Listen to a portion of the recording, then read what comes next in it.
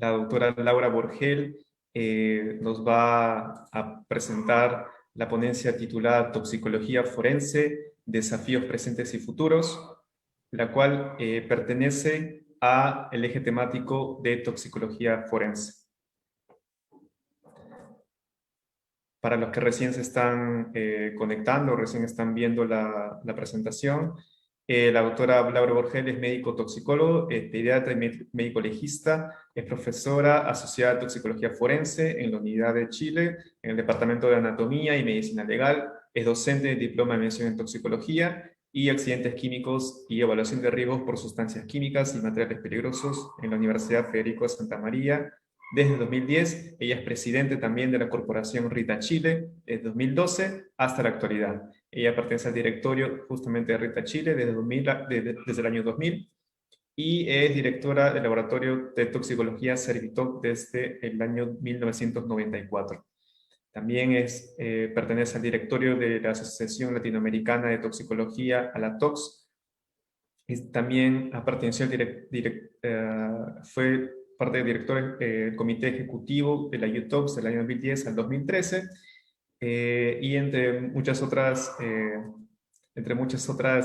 obviamente, atribuciones, la autora Borgel es un gran aporte un gran aporte profesional en el desarrollo de la toxicología clínica en Chile y también en el fortalecimiento de la investigación aplicada en toxicología ambiental y en la toxicología forense, además de su gran trabajo en las redes de toxicología a nivel internacional. Y como ustedes también ya lo presenciaron en la mesa redonda, es una persona que tiene un amplio conocimiento en las diversas áreas de la toxicología. Entonces, sin más preámbulo, le doy la bienvenida, doctora. Muchas gracias por estar con nosotros. Gracias, Andy, y gracias a todo el público por compartir. Yo sé que es tarde, trataré de ser breve porque creo que hoy día es distinto cuando estamos en presencial, pero todos nos cansamos más cuando estamos en esta forma virtual. Bien, voy a presentarles el tema que me corresponde. Yo no sé si lo están viendo, Andy, si me puedes... Sí, todavía no está presentando, doctora. A ver, espérate, déjame entonces compartir la pantalla. Sí. Aprovecho esos pequeños segundos para recordarles a los que nos están viendo por Facebook que si tienen alguna pregunta que por favor la dejen en el chat para así al final de la ponencia de la doctora Borgel hacerle llegar. ¿Ahí la ven? Sí, doctora, ya está apareciendo. Perfecto, Faltaría que lo coloque en pantalla completa, por en favor. pantalla completa. Así es. Ahí está. ¿Estamos? Listo, doctora. Entonces, todo con usted. Perfecto. Listo. Bien. Hoy día me toca presentarles algo que realmente cuando uno dice, hablemos de la investigación toxicológica o del campo de la toxicología forense en el presente y en el futuro, realmente es un tema tremendamente amplio. ¿Por qué razón? Porque es como cuando uno dice, ¿qué es la medicina legal? Entonces, uno dice, la medicina legal es toda la medicina aplicada al derecho y aplicada a la asesoría hacia los tribunales para que se pueda ejercer la justicia o para que un elemento se convierta en un medio de prueba. Hoy día, si aplicamos ese mismo concepto, que es la toxicología forense, nos vamos a dar cuenta que es todo un campo que ha ido avanzando ya en los últimos años y que realmente se nos plantea como un desafío con lo clásico y con los desafíos de las nuevas sustancias que se van incorporando en un momento dado. Entonces, por lo tanto, cuando nosotros estudiamos todos estos agentes, sustancias químicas y materiales peligrosos, porque a diferencia, nuevamente aquí nosotros tenemos que necesariamente introducirlo, porque hay unos conceptos que son no menores, como un área nueva, que la voy a tocar muy tangencialmente, pero que ya se ha analizado en profundidad, sobre todo con la mesa redonda, cuando nosotros hablamos del tema de la microbiología forense. Y en la microbiología forense están todos los relacionados con estudios de agentes biológicos, de armas químicas, ya por otro lado, o sea, agentes que pueden de alguna forma traducirse en agentes de daño masivo a las personas o de destrucción masiva. Entonces, ahí hay todo un capítulo asociado a la microbiología y a materiales peligrosos. ¿Y cuál es el objeto? El objeto es estudiarlo desde el punto de vista de como una causa con un efecto determinado o un diagnóstico asociado a un tratamiento y que permita asesorar a la resolución de los procesos judiciales. Ese es el objetivo. Ahora, no por ser el destinatario final un informe para tribunal, esto no va a tener una base científica. Por el contrario, exige una base científica importante porque ya no solo tengo que explicarle científicamente a esta otra persona que es la fiscalía o que es el tribunal, sino que tengo que explicarle con una base científica y traducírselo en un idioma lo más simple posible para que logre comprender de qué se trata y de esa forma pueda él ejercer la parte que le corresponde al derecho. Hoy día, los desafíos actuales en lo que respecta tanto a la ciencia forense como a la salud se van a ir, por lo tanto, imbrincando y no los puedo separar. Entonces, lo mismo que vean el servicio de urgencia en clínica, se van a mantener. Aquel fallecido que ingresa a un centro hospitalario que no tenemos idea, que se sospecha que probablemente tuvo expuesto a sustancias químicas y que entra en el concepto de las causas de muerte violenta o muerte brusca o muerte de origen desconocido. Y por lo tanto va a tener que necesariamente ser sometido a una autopsia médico-legal con el fin de aclarar la situación. También nos encontramos frente a lesiones corporales en sujetos más vulnerables. El maltrato infantil o el maltrato de hecho hacia las mujeres tampoco es un tema que en el tiempo se haya superado. Por el contrario, nosotros hoy día, si podemos decir cuál es la característica más importante, más que el accidente, hoy día son los hechos de violencia, ya en espacios pequeños como también en espacios abiertos, que son los que nos generan un gran número de individuos fallecidos o individuos lesionados.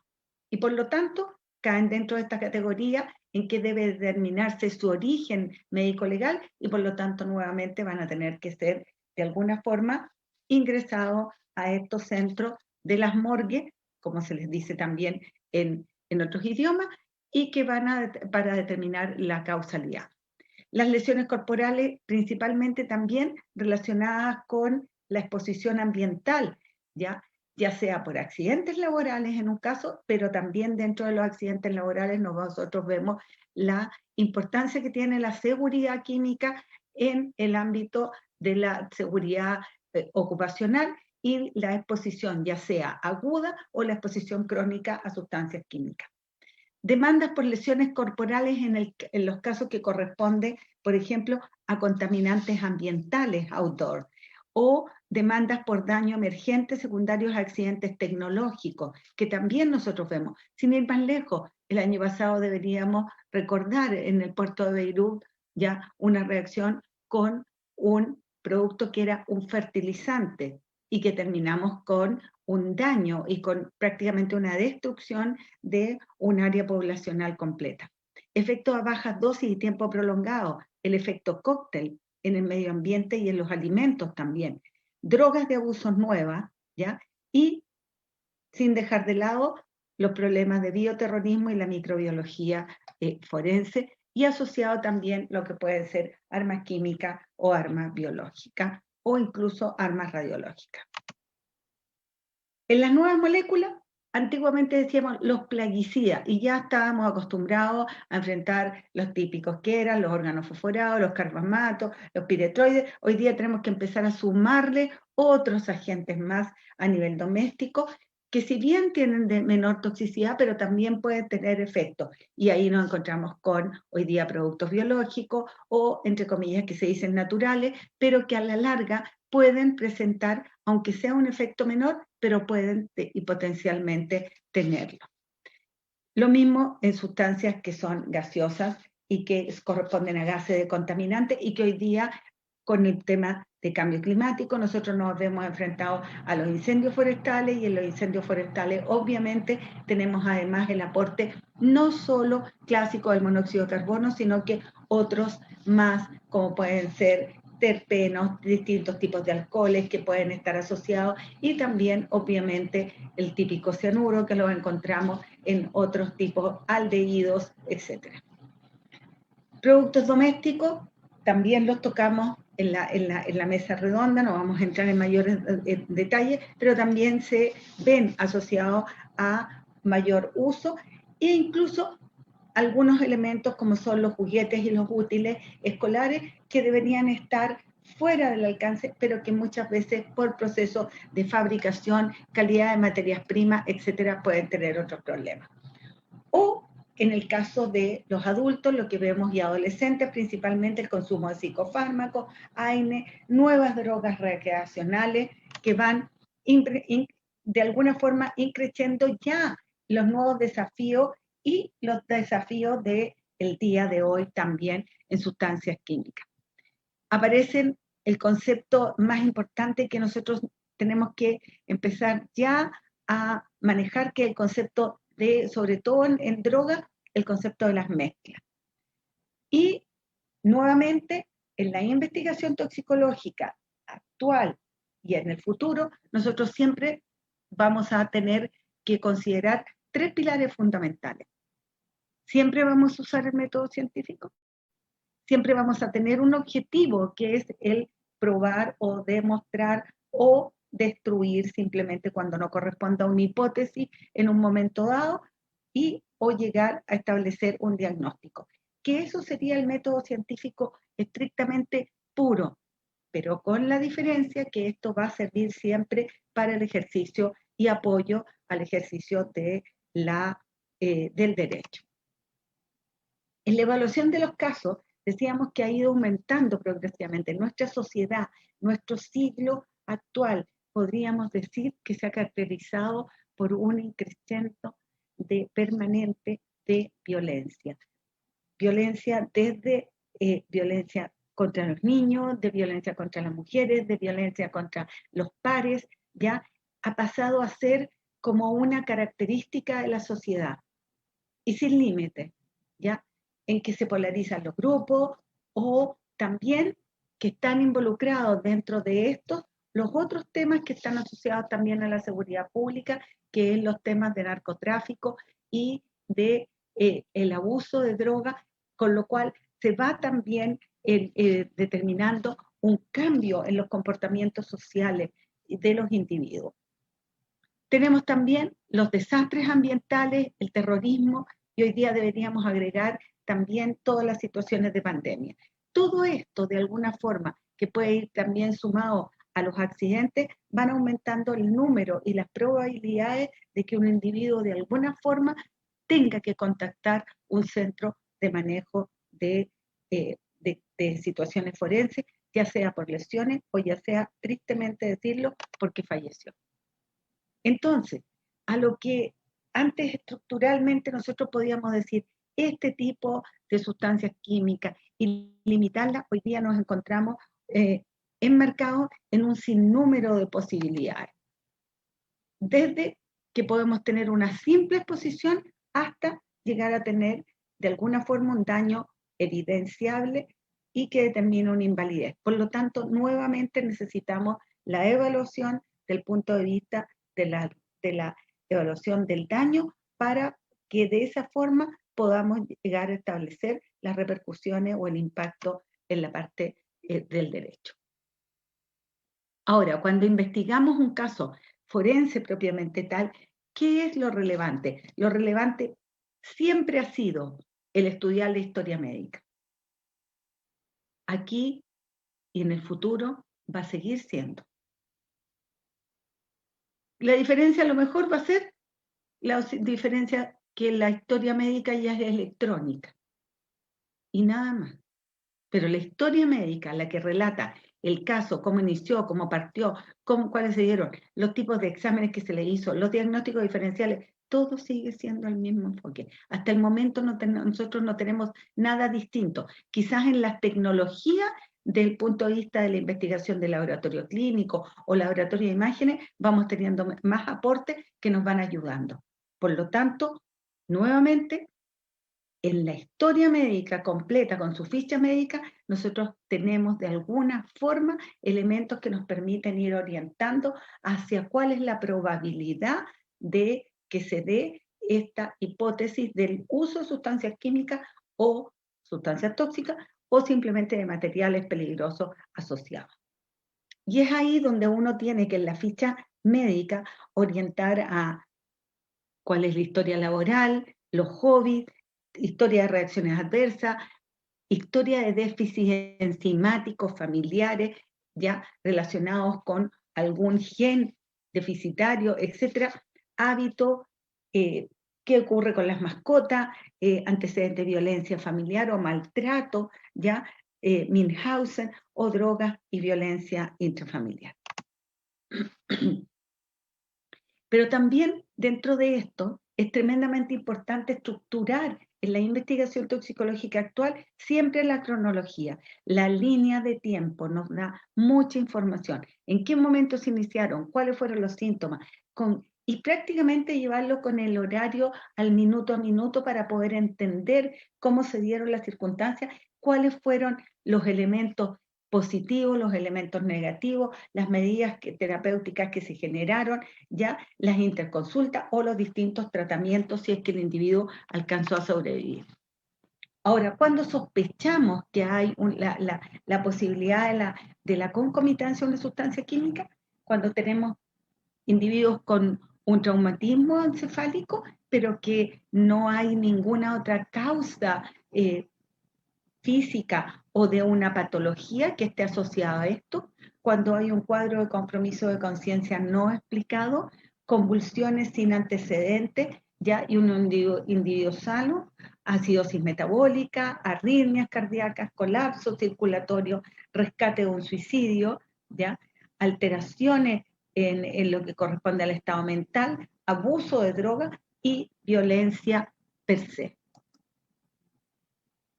Podemos visualizar elementos que de alguna forma nos orienten a que ahí hay un daño asociado a sustancias químicas, pero a pesar de las últimas tecnologías, no tenemos ninguna tecnología que nos pueda escanear al individuo y nos diga, mire, la concentración de mercurio en la sangre de este individuo es tanto porque estoy viendo tal imagen y esto me está dando. No tenemos ese aporte hoy día, ¿ya? A la luz de los conocimientos todavía nos falta, pero sí tenemos los clásicos elementos de los cuales nos vamos a nutrir posteriormente y que son parte de lo que es la rutina analítica clásica y las marchas analíticas que tenemos que efectuar para poder orientarnos a una determinada hipótesis.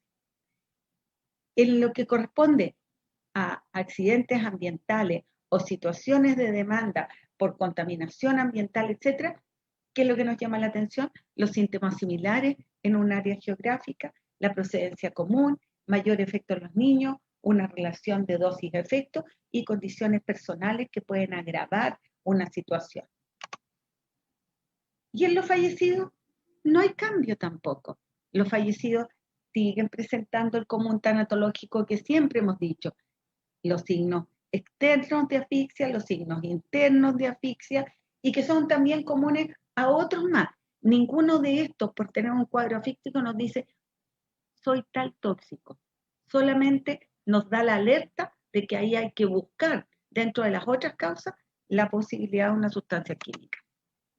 En lo que corresponde a los hallazgos macroscópicos y microscópicos son exactamente igual. No nos dicen en ningún momento, esto es patognomónico de tal agente químico.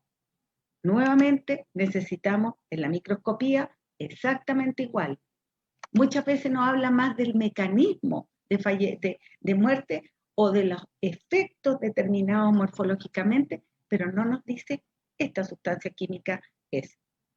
Así de simple. Yo puedo tener una tubulopatía porque el individuo tenía un daño renal, puedo tener una tubulopatía porque estuvo expuesto a, por ejemplo, metanol, ¿ya? O puedo tener una tubulopatía porque estuvo expuesto a mercurio. Ninguno de las lesiones histopatológicas me va a decir yo soy mercurio o yo soy esto o yo soy este otro. Necesariamente tenemos que siempre terminar en la parte analítica clásica que todos nosotros conocemos. Por lo tanto, con la correlación de toda esta información, se plantea una hipótesis a investigar que puede estar como hipótesis positiva en la misma línea del tribunal o puede ser una hipótesis totalmente distinta, pero fundamentada en la revisión de los antecedentes y lo más importante, en el cuadro clínico y todos los hallazgos que constituyen un elemento sine qua non que es la ficha médica. En la hipótesis de cuáles agentes vamos a investigar, obviamente se va a centrar no en 360 compuestos en un momento dado, que sería darse vuelta en una innumerable cantidad de sustancias químicas, sino que simplemente en el cuadro clínico, los hallazgos de laboratorio y cuáles son las probabilidades. De ahí que las bases de datos, la información que se comentaba anteriormente, el poder revisar en todos los efectos que determina una sustancia química, nos ayuda en una forma para poder armar algoritmos y poder también estructurar un plan de estudio fehaciente. Identificar también factores dependientes del huésped o de la relación dosis de respuesta o factores ambientales y ahí recién entrar a plantearse la identificación analítica con la correspondiente evaluación de riesgo y conclusiones. ¿Por qué siempre digo con la correspondiente evaluación de riesgo? Yo puedo encontrar muchas sustancias químicas, pero tengo que llegar a establecer cuál de ellas es la que generó o cuáles de ellas en una sumatoria fueron factores que se sumaron, hicieron el efecto cóctel y determinaron este factor. Y en consideración a lo que corresponde ya al manejo y la parte analítica, es clave todo lo que está relacionado con el muestreo. Un buen muestreo me garantiza buenos resultados. Un mal muestreo, puedo tener los equipos más maravillosos y no voy a lograr nada, absolutamente nada, respecto de mejorar algo que es imposible porque no tengo la posibilidad de tener una muestra de calidad. Pero además resguardar mi muestra con cadena de custodia, con la codificación y con el ingreso a las muestras, con la verificación de calidad de muestra, establecer el plan de estudio, el método analítico que voy a utilizar o los métodos analíticos, las interferencias, cómo las voy a resolver y nuevamente el análisis de resultados y conclusiones. Bien, ya entrando en la toxicología analítica, hoy día, ¿qué es lo que se nos ofrece? Los clásicos métodos analíticos que eran ya del siglo pasado, con mejoras significativas, sobre todo lo que corresponde a sistemas integrados de cromatografía gaseosa con HPLC o resonancia nuclear, etc. Vamos a ir viendo algunos de los elementos y cómo también ir incorporando las nuevas situaciones de nuevos desafíos para poder identificar estas sustancias y sobre todo cuando también pensamos en los efectos cóctel.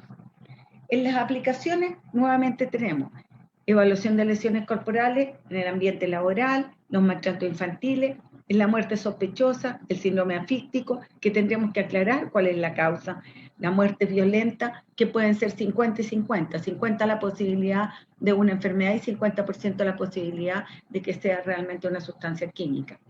Y los peritajes de alta complejidad que están asociados muchas veces a exhumaciones, a calidad de las muestras y que tenemos que también tener en consideración las posibilidades de que existan de alguna forma falsos positivos en relación a identificaciones de aminas o otros compuestos que eventualmente se pueden describir. Principalmente, por ejemplo, en el caso de los barbitúricos, que los barbitúricos se sabe que pueden incluso falsear en las determinaciones analíticas de incluso cromatografía gaseosa acoplada a HPLC. Matrices de diversa complejidad también, y dentro de las matrices de diversa complejidad, hoy día también están estas matrices de emergente que siempre, en el caso de lo que corresponden a armas químicas, presentan modificaciones, porque de eso se trata, ¿ya? Se trata precisamente de que los individuos pasen de alguna forma, ¿ya? Desapercibidos. El caso más concreto, el Novichok, que nosotros tuvimos la oportunidad de conocer el año pasado, y cómo el Novichok estaba registrado en Estados Unidos como un plaguicida, siendo que en el fondo es un arma química perteneciente a la familia de los fosforados. Bien, entonces, por otro lado, tenemos el otro problema, que aquí no es como en el sujeto vivo, que yo puedo tomar una muestra, ¿ya? Si me faltó una pequeña cantidad, decirle a la enfermera, tómeme una muestra extra, ¿ya? Aquí muchas veces nos encontramos con muestras que están muy limitadas, que son únicas en el espacio y son únicas en el tiempo. Yo no puedo decirle a un paciente, sabe que me faltó muestra, pero venga a tomársela en 10 días más. ¿Por qué? Porque si el sujeto está vivo, voy a tener un fenómeno de la cinética y la metabolización de las sustancias que me va a ir cambiando las características especiales de esta y que probablemente también me va a variar en las concentraciones en el individuo. Entonces, es fundamental considerar la calidad de la muestra, la cantidad y el momento oportuno del muestreo. Considerar las características físico-químicas también, la toxicocinética del agente a investigar, incluyendo las impurezas e incluyendo muchas veces el comportamiento, sobre todo, que va a sufrir la molécula por acción de degradación bacteriana. A modo de ejemplo, el clonazepam se metaboliza. Generalmente uno de sus metabolitos más importantes es el 7-aminoclonazepam. ¿Por qué? Por acción del hígado, que es lo clásico. Pero cuando hay fenómenos de putrefacción y post-mortem, yo puedo tener la misma transformación, pero ya no está a cargo del hígado, está a cargo de las bacterias de origen intestinal. Y esas bacterias de origen intestinal hacen esa misma transformación. ¿Pero por qué? Porque a ellas les interesa, porque ellas consumen 7-amino. Es más apetitoso, les aporta mayores nutrientes. Entonces, siguen formando bacterias y van multiplicándose en torno a esto, ya, para posteriormente consumir todo el 7-aminoclonazepam y nuevamente ella empezar a excretar piezas y partes y conformar nuevamente la molécula del clonazepam y entrar en un ciclo.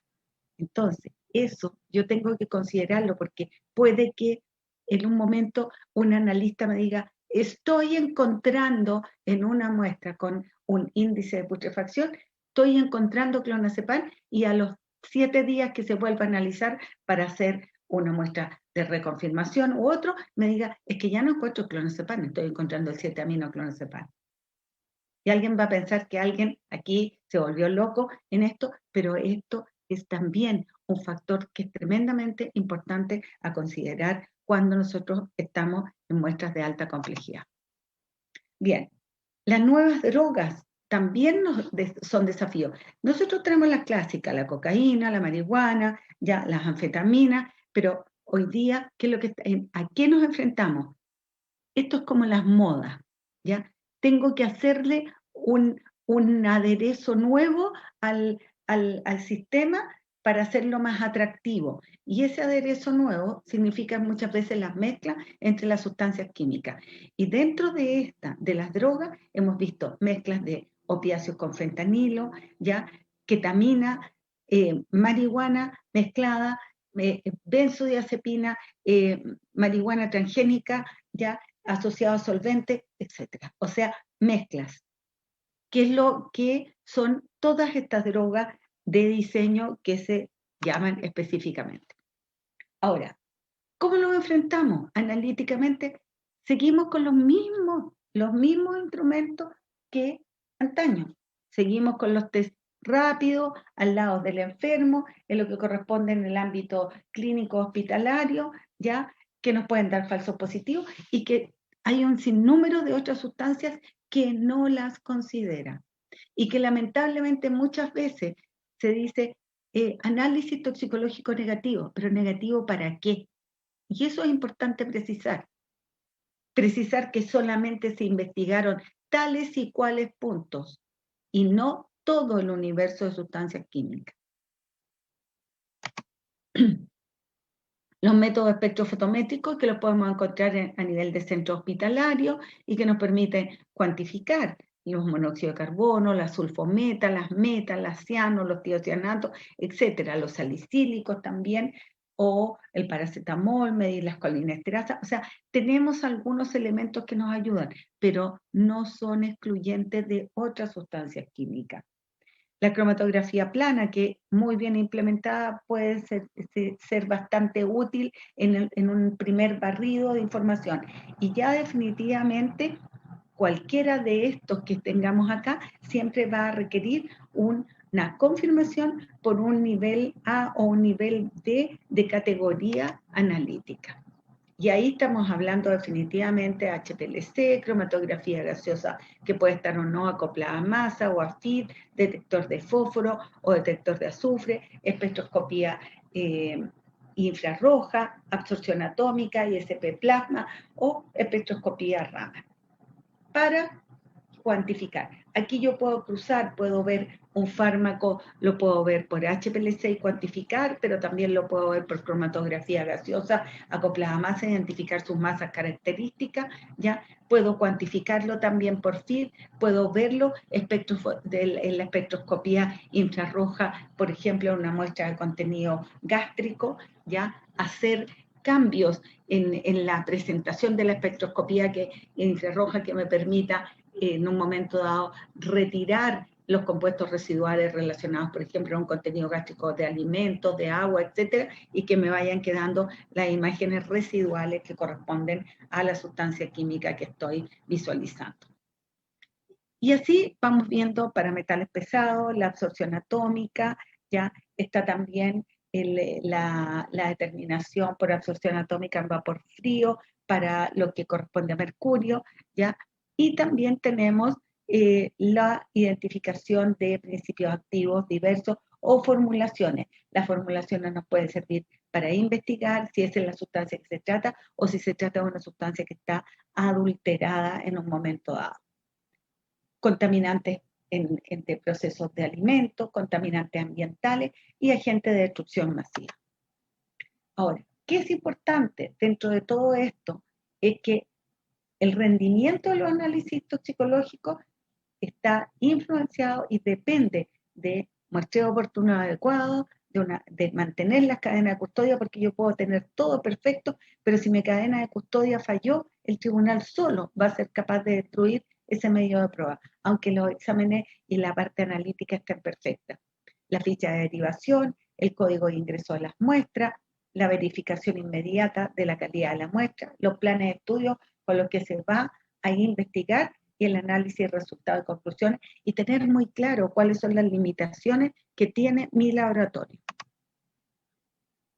En la toma de muestra, hoy en día incluso nosotros podemos tomar, aparte de lo clásico de sangre, orina, contenido gástrico, saliva, contenido biliar, etcétera, muestras de uña, etcétera. Puedo hacer hasta muestras de uña en fanerio, para droga, ya, etcétera. Pero también hoy día se me ofrecen nuevas líneas de investigación en el material particulado en las exhumaciones, a nivel del análisis de las larvas y de las pupas o de la fauna cadavérica, que también me van a permitir identificar otras sustancias químicas. O también el gran problema que hoy día el mundo en general enfrenta, ya en lo que se refiere a conflictos bélicos declarados y no declarados abiertamente, y que son el uso de agentes no convencionales. En cuanto a los temas que ya habíamos visto, nos vamos a detener un poquitito en las drogas de abuso, ya las nuevas, las que se denominan las de síntesis o las de eventualmente de diseño. ¿ya? Ahí tenemos algunos modelos, como son, por ejemplo, el cocodril, que es la dionina asociada generalmente a un solvente. Aquí en Chile hemos tenido casos de dionina asociada a acetato de etilo con resultados fatales, el 100% de los casos que nos ha tocado la oportunidad de visualizar. Y así sucesivamente tenemos diversos agentes, ¿ya? Dentro de esto vamos a detenernos en algunos que son las drogas emergentes, ¿ya? Y aquí tenemos el éxtasis, que el éxtasis se empieza a mezclar con otras sustancias químicas, ¿ya? Para obtener mayores efectos o más prolongados o efectos similares. Aquí vemos realmente es las asociaciones más nefastas, como vamos a ver a continuación con una serie de productos. Benzodiazepina, por ejemplo, hoy día las modas son, dentro de lo que se ha establecido, es el uso concomitante con opiáceo, la mezcla. En la cocaína son las mezclas asociadas a lo que se llama la Calvin Klein, que es la cocaína más ketamina, el fentanilo enlaceado, que es la cocaína u otra droga, más el fentanilo en reemplazo de la ketamina, y el uso concomitante de la cocaína con heroína o con marihuana. O sea, ya no es vender en el tráfico de droga, seguir vendiendo lo tradicional, si pudiéramos llamarlo así, sino que todas estas mezclas. Por lo tanto, no me basta que yo informe en una muestra de un individuo fallecido o de un accidente de tránsito que tenía cocaína. Es muy distinto que yo diga que tenía cocaína y tenía ketamina, porque voy a tener un efecto sobre la parte sensorial mucho más dañina que si fuera cocaína solamente. Dextrometorfán, nuestro clásico medicamento de control y antitusivo, en mezclas concomitantes con alcohol o con otras drogas. También esa es la forma de presentación hoy en día actual. Y tenemos también estas otras que son los productos que nosotros llamamos emergentes, y como vemos que el fentanilo empieza prácticamente del 2015 en adelante a aumentar, lo mismo que la síntesis de las catinonas y la síntesis de de cannabidiol. Los canábicos también empezaron a irse incorporando en forma progresiva, y en el último tiempo aparecen las mezclas de indol y indazol carboxamida, que son las ICA o las INACA. Y también vamos viendo todos los efectos asociados al deterioro de estos individuos, y que hace que sea necesario incorporar de alguna forma más de una marcha analítica o ampliar las marchas analíticas. Con la evolución en el tiempo nosotros vamos viendo que todas estas adiciones, ya principalmente las adiciones de fentanilo o de otros componentes, hacen que la adicción al compuesto sea mayor y que también la potencia sea mayor. La diferencia entre un cannabis clásico y los cannabis miméticos de síntesis, nuevamente ahí tenemos que el individuo se va a ver totalmente distinto desde el punto de vista de la presentación, con una falla cardíaca, ¿ya? Y con sacudida, temblores, ¿ya? Y otros efectos de mayor daño asociado. Las catinonas o sales de baño, lo mismo. Aquí tenemos 672 posibles combinaciones que se pueden efectuar. Entonces, estas determinan nuevas moléculas y que de alguna forma tenemos que estar preparados para identificar. Ya no es probablemente una sola marcha analítica, sino que a lo mejor vamos a tener que identificar por espectroscopía infrarroja, después buscar los grupos funcionales, después correlacionar que esos mismos grupos funcionales son las cargas masas específicas de esto en el cromatógrafo gaseoso, y después ver cómo hacemos una marcha analítica para la cuantificación de esto.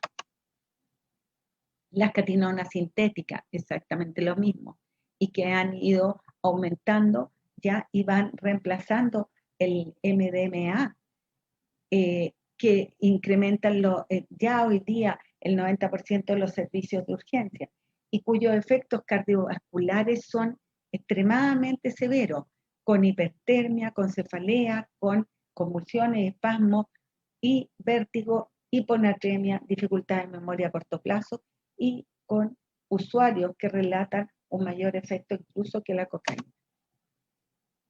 Los opiomiméticos de síntesis, el fentanilo la gana, porque realmente es impresionante cómo hoy en día vamos viendo asociaciones sucesivas de compuestos, ¿ya? Con combinaciones con fentanil, ya sea de diversos tipos de, incluso algunos benzodiazepinas y combinaciones con, o derivados opioides y mezclas con.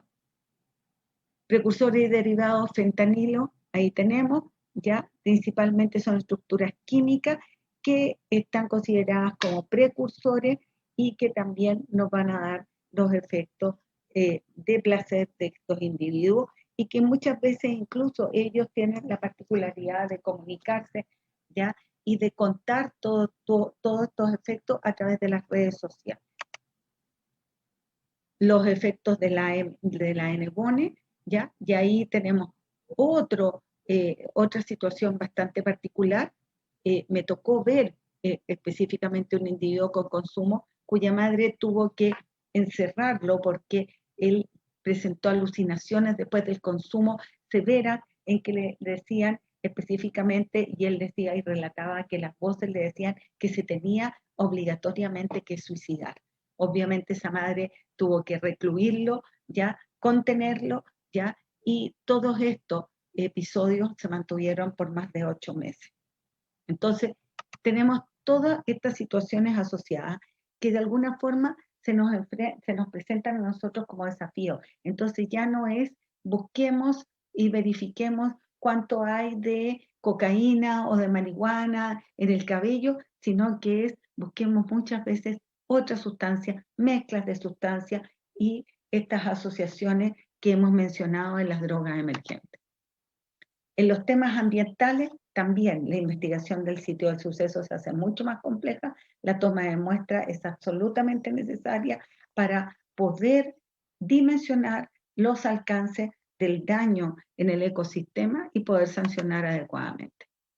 Pero nos exige la participación de equipos multidisciplinarios en los cuales tienen que, sobre todo cuando hablamos de los temas medioambientales, tenemos que sacar ya la causalidad de origen natural y por lo tanto tenemos que tener muy claro cuáles son las características geomorfológicas de la zona, los comportamientos climáticos, cómo se movilizan las masas de aire si se está estudiando un contaminante en aire o cómo se moviliza eventualmente un contaminante en suelo, etc.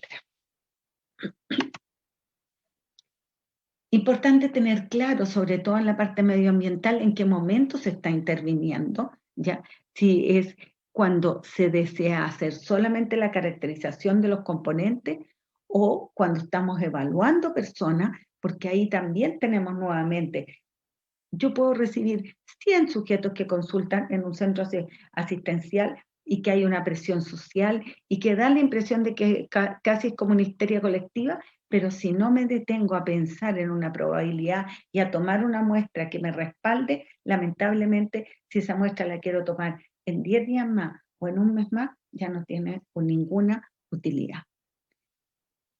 Y por otro lado, también está en la investigación de cambios bioquímicos mucho más finos que me permitan incluso identificar biomarcadores.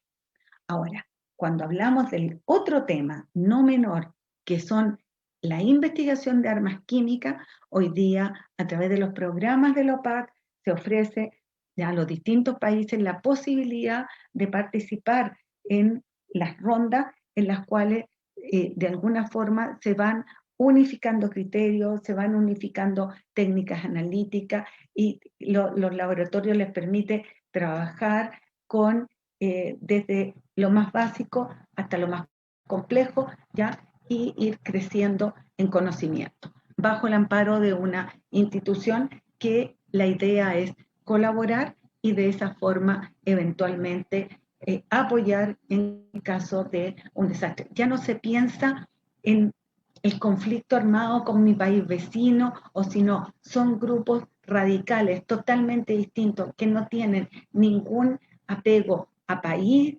ni a una razón de tipo política y menos tampoco religiosa. Son grupos que están totalmente desconectados de la sociedad a nivel mundial. La pregunta es, ¿a qué agentes nos exponemos? ¿Existe realmente la amenaza? ¿Ya? ¿Qué impacto genera? ¿Qué acciones se desarrollan? ¿Cómo los países se están protegiendo? ¿Cuán vulnerables son o menos vulnerables? Y aquí volvemos a lo mismo. Aquí tenemos un sinnúmero de sustancias químicas, agentes biológicos, incluso radiológicos, que pueden determinar ya un daño en la población con muerte o con enfermedad transitoria o con discapacidad permanente. Perdón. Bien, y tenemos las clásicas, armas que nosotros conocemos y que siempre se han ventilado, el gas mostaza, el sarín, el BX, el SOMAN, etcétera, pero que tenemos que de alguna forma los laboratorios de los distintos países colaborar con las autoridades locales de defensa para ir implementando y fortalecer de alguna forma las redes de apoyo a nivel mundial. La ficha de derivación también es importante, son los elementos cómo llega una muestra a contactarnos o si nosotros la muestreamos, las cadenas de custodia y la calidad de la muestra que ya habíamos señalado, pero lo más importante también va a ser cómo la conservamos, cómo eventualmente se maneja, qué tipo de contramuestras utilizamos, etc. Y por último, viene ya la parte analítica en que tengo que tener marchas analíticas preestablecidas. No puedo estar ahí en un momento dado. Si estoy pensando que hay psicofármacos de por medio, introducir todos los psicofármacos que hay hoy día en el mercado a nivel local. La toma de muestra y calidad, ya la analizamos, la metodología establecida para determinar cuál es con su respectiva validación de método y la interpretación de los resultados para poder establecer las dosis y efectos referenciales.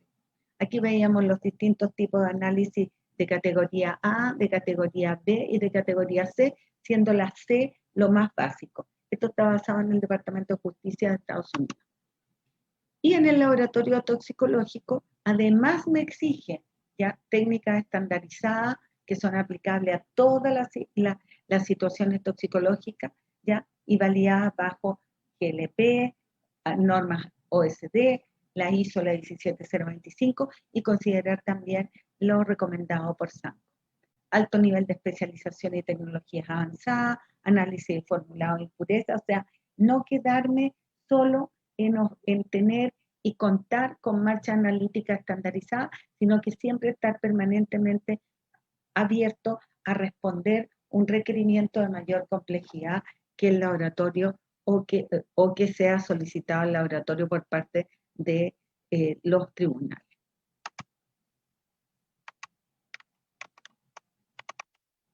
En el dossier de validación que tengo que tener, claramente cuál es el objetivo para una determinada marcha analítica, quiénes son los responsables, es decir, seguir el formato de las ISO, cuáles son los parámetros que se van a estudiar, el tipo de muestra, los tipos de equipos, los métodos analíticos, los límites de aceptación y por supuesto todo lo que nos exige en forma habitual la 17025 y o GLP.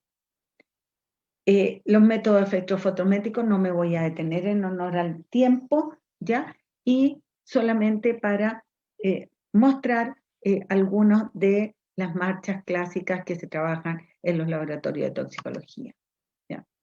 La preparación de muestra, ¿ya? La cromatografía plana, muy bien ponderada, porque si se hace bien, da mucha información y nos permite rápidamente obtener algunos indicios que van a ir acompañando. La cromatografía líquida, que también la puedo tener con detectores UV o con detectores de fluorescencia, que me permite eso también, trabajar otros tipos y mejorar aún más la sensibilidad en algunos tipos de determinaciones.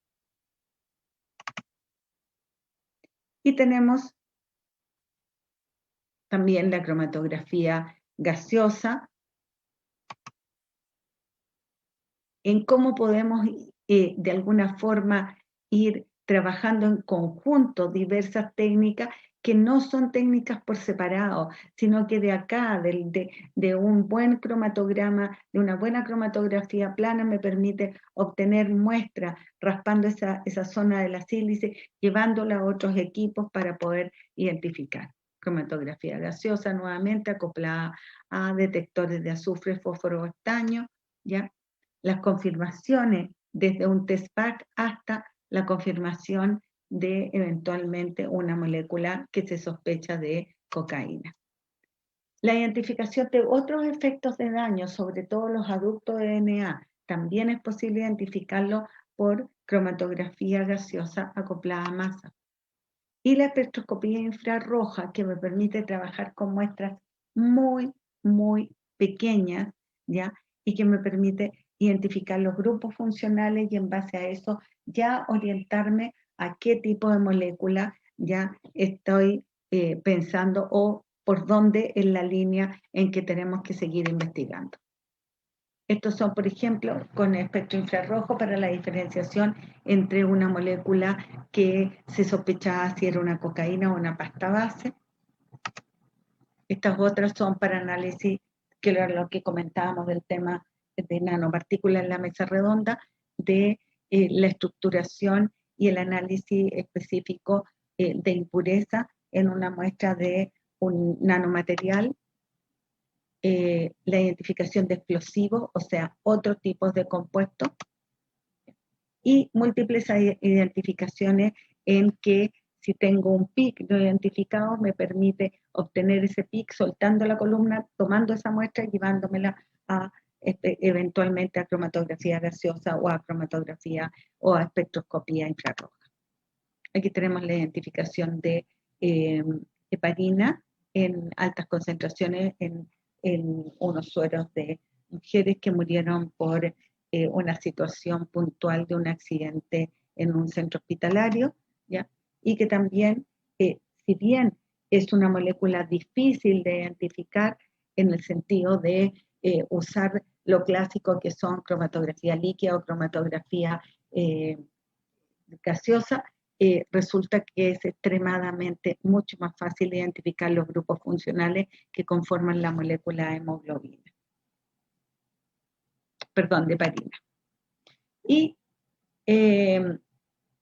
infrarrojo con integrada de Fourier, por ejemplo, para ver algunos depósitos sobre el cráneo en exhumaciones. Esto también nos permite identificar de qué tipo de molécula se trata, y ahí, por ejemplo, corresponde a sulfato de fierro, que eran unos cristales amarillentos que estaban en la calota de un niño, que se exhumó después de 10 años.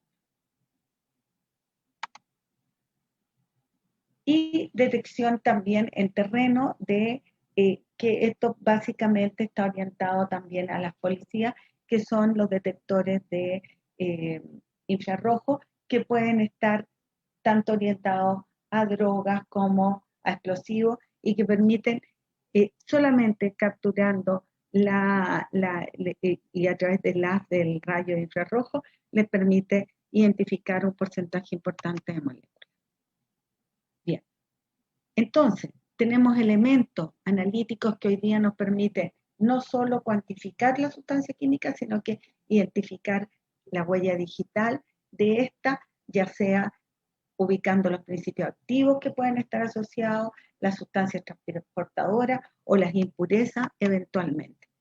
Y también tenemos los clásicos métodos para determinación de análisis de metales, como la determinación de mercurio por vapor frío o todo lo que corresponde a ISP, o que nos permite múltiples determinaciones de metales pesados en un momento dado. Métodos obsoletos también hay. Estos métodos que son los de polarografía, que eran tremendamente interesantes porque permitían en un solo barrido y por un efecto de voltarometría medir cadmio, cobre y plomo u otros metales, ya quedaron en desuso dado que ocupaban un espejo de mercurio como parte de hacer el amalgamado de la muestra.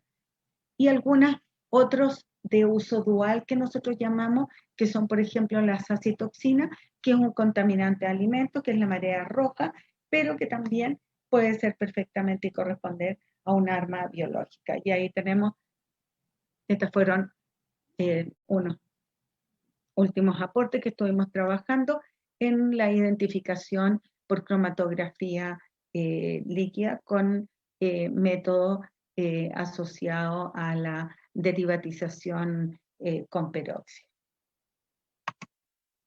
Bien, por lo tanto, el área de toxicología se nutre de la ciencia, ¿ya?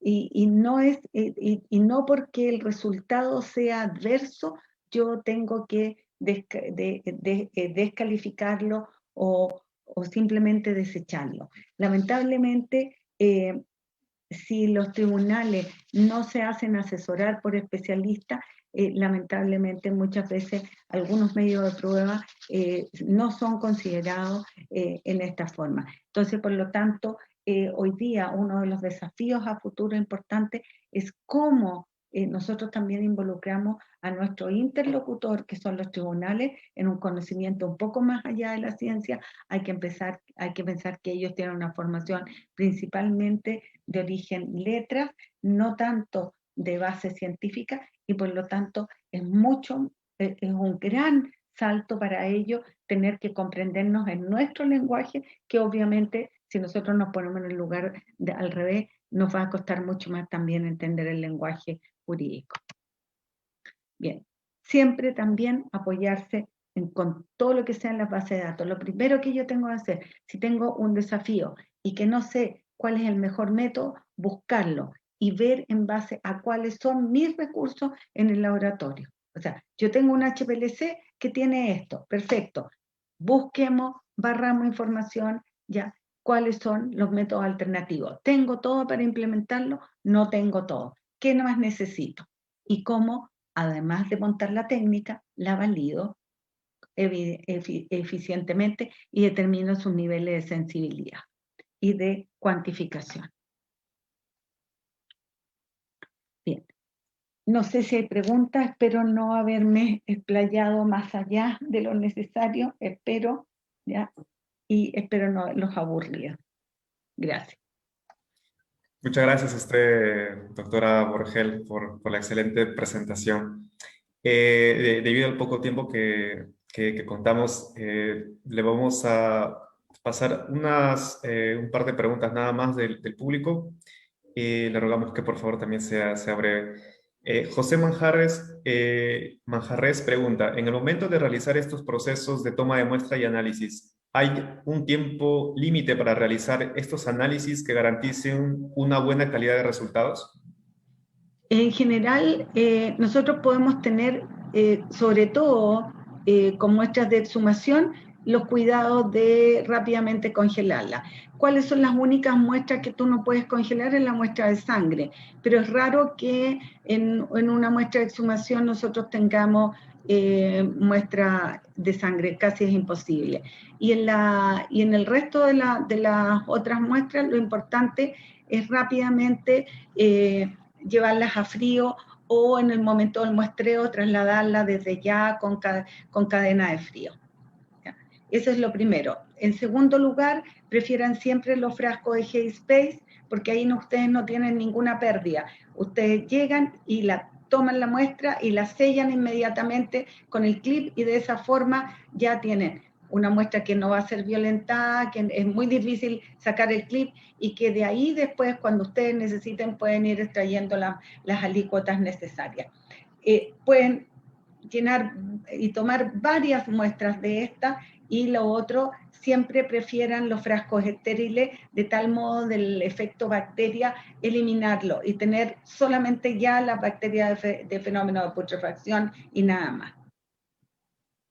Sí, muchas gracias, doctora. La segunda y última pregunta para ya ir terminando es de Shago Harrison. Él pregunta, ¿existen falsos positivos para identificación de metabolitos de drogas en muestras procedentes de un cuerpo con putrefacción? Bueno, barbitúrico es uno clásico, ¿ya? Barbitúrico ese está descrito, pero de los tiempos de Simonin, ¿ya? O sea, de los libros del siglo pasado, que se sabía, y si ustedes ven algunas publicaciones españolas, también se van a encontrar con que se sigue describiendo la aparición de barbitúrico. Lo otro que nosotros hemos encontrado en algunas muestras, la aparición de piretroides, sin estar el individuo expuesto ni tampoco en cantidades, sino que más como trazas residuales. Entonces, la pregunta es, ¿son trazas residuales? ¿Son del lugar donde estuvo? Donde muchas veces provienen de parques, ¿ya? Entonces, estos parques generalmente son tratados, los árboles y la vegetación son tratados de alguna forma de control de plaga. Entonces, pensamos que por ahí pueden haber estas situaciones, pero que es fácil de discriminarse. ¿Por qué razón?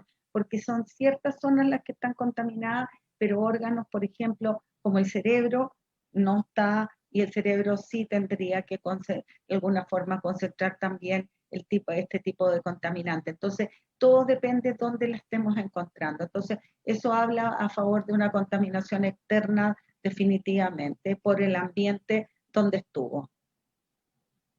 Ok, doctora, muchas gracias. Hay varias preguntas que le están realizando, pero lamentablemente por una cuestión de tiempo no va a ser posible transmitirlas. En todo caso, ¿hay alguna forma en que pueden hacerle llegar las preguntas? O quizás algún ¿Sí? correo A través electrónico. del correo no hay ningún problema.